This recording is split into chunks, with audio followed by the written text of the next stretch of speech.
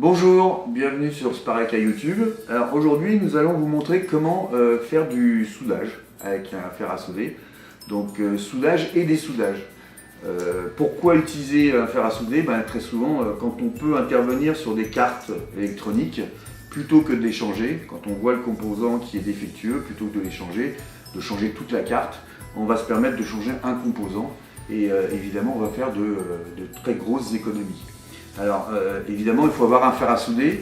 Alors là on a une station de soudage qui est un peu performante, mais on peut aussi avoir un fer à souder qu'on achète en grande surface spécialisée. Et un fer à souder ça vaut une quinzaine d'euros, donc c'est vraiment pas grand chose. Un fer à souder, de la soudure à l'étain avec une bonne quantité d'étain, parce qu'on trouve des soudures bas de gamme qui ne sont pas de bonne qualité. Donc on prend une soudure à l'étain avec un maximum de pourcentage d'étain. Et puis on va avoir besoin, si on veut dessouder le composant, parce que quand on veut changer un composant, il faut le dessouder et le ressouder. Donc la première opération ça va être le dessoudage. Donc là on a des relais par exemple, ça c'est ce qu'on peut avoir sur une machine à laver, ou ça c'est une carte d'automatisme de portail, mais sur les machines à laver ou les fours on a le même genre de relais. Donc très souvent on peut avoir un relais qui est défectueux. Donc dans ce cas là on va démonter le relais et le remplacer par un autre. Donc on va vous montrer comment le dessouder, comment le remettre. Donc tout simplement ici on a la station de dessoudage, donc le fer à souder, tout simple, d'accord. Donc un fer à souder qui chauffe aux alentours de 380-400 degrés. Ce qu'il faut c'est avoir une panne assez fine aussi, et puis avoir une panne propre. Donc pour avoir une panne propre, une fois que le fer à souder est chaud, on va ici étamer la panne pour qu'elle soit bien propre. Alors on a souvent des petites boîtes avec un peu de paille de fer dedans où on peut éventuellement nettoyer, mais on peut aussi le faire avec le doigt. On risque absolument rien, hein. C'est chaud mais ça ne brûle pas, faut pas laisser le doigt dessus. Voilà, là j'ai ma panne qui est bien étamée, et là je vais pouvoir commencer à faire mes soudures. Quand je veux retirer un composant, comme la soudure qui est sur la carte à quelques années déjà, je vais me permettre de refaire fondre un petit peu et de charger. Donc je me présente sur la soudure, je mets en contact et je vais ici remettre un petit peu de soudure sur chaque patte. Donc là j'ai 6 pattes. Alors ça peut paraître bizarre de faire ça avant de les dessouder, mais tout simplement si on a, là c'est pas trop le cas, la soudure est belle, mais si on a des soudures qui sont très sèches, qui datent de plusieurs années, ça va permettre de mieux pouvoir les dessouder. Ensuite on va utiliser une petite pompe à dessouder. Ça c'est l'idéal pour dessouder correctement. On peut dessouder avec de la tresse, mais la tresse n'est pas très efficace et vous risquez d'endommager les pistes que vous allez frotter. Donc moi j'utilise ça, c'est pareil, dans les grandes surfaces de bricolage, ça vaut quelques euros, d'accord. Ça a l'avantage d'aspirer la soudure quand elle fond.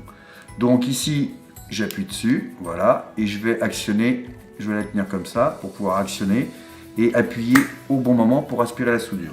Et on va voir ce que ça donne. Ici on va se mettre sur la soudure, on va se présenter, on a un embout en téflon là qui va bien englober, et j'appuie.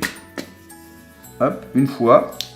Donc là, on peut le faire 2, 3, 4, même voire 5 fois quelquefois, hein, pour pouvoir avoir une soudure qui est complètement enlevée et qui dégage bien le trou ici de la patte du relais. Comme j'aspire de la soudure dans mon petit embout téflon, et bien évidemment il faut de temps en temps déboucher la pompe. Donc là elle est bouchée. J'enlève mon petit embout. Et là je vais m'apercevoir qu'à l'intérieur j'ai de la soudure. Donc je retire la soudure. Voilà. Voilà le petit morceau de soudure sec. Hop. Je remets et je peux refaire. Ce qui est important, c'est de faire attention de bien chauffer la soudure. Hein, ça c'est très important. Parce que comme souvent c'est des soudures qui sont du double face. C'est-à-dire que c'est soudé de ce côté-ci et de l'autre côté. Si on ne chauffe pas assez, on n'enlève que la soudure sur le dessus.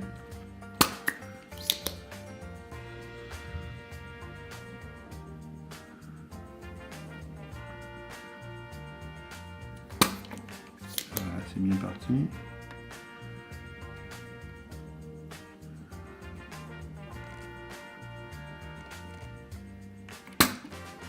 Voilà. On voit bien soudures qui sont là. Bien chauffé pour que ça chauffe des deux côtés. Et qu'on ait une aspiration parfaite. Voilà. Voilà, et là on va pouvoir retirer doucement. Donc, quand ça force un peu, on ne va pas hésiter à utiliser encore le fer à souder ici en chauffant la pâte.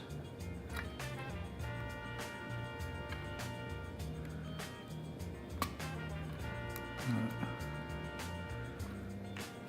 Et voilà. Et on a récupéré notre relais. Et on a bien nos trous qui sont bien débouchés. Donc une fois que les trous sont bien débouchés, on va pouvoir remettre un nouveau relais. Donc on va présenter le relais, évidemment on fait attention au sens, de toute façon on ne peut pas se tromper, hein. Il y a une série de 2x3 et une série de 2. On va remettre le relais à l'intérieur, ici, voilà, on voit les pattes qui arrivent, on pousse bien, voilà. Ce qui est important c'est qu'il soit bien plaqué sur la plaque, sur le circuit imprimé et qu'il ne bouge pas. D'accord, là il est bien appliqué et là mes pattes ressortent bien. Une fois que j'ai fait ça, je vais prendre mon fer à souder. Je vais à nouveau nettoyer la panne. Voilà. Que je sois bien propre et qu'elle soit bien chaude. Voilà, là ça marche. Et j'ai présenté, j'ai mon picot qui ressort, ma panne d'un côté, ma soudure de l'autre. Je chauffe, hop, et je retire. Même chose ici, je présente, j'appuie sur ma pâte, hop, je retire. Je dois avoir une soudure parfaite qui englobe bien la pâte et qui fait toute la surface du trou.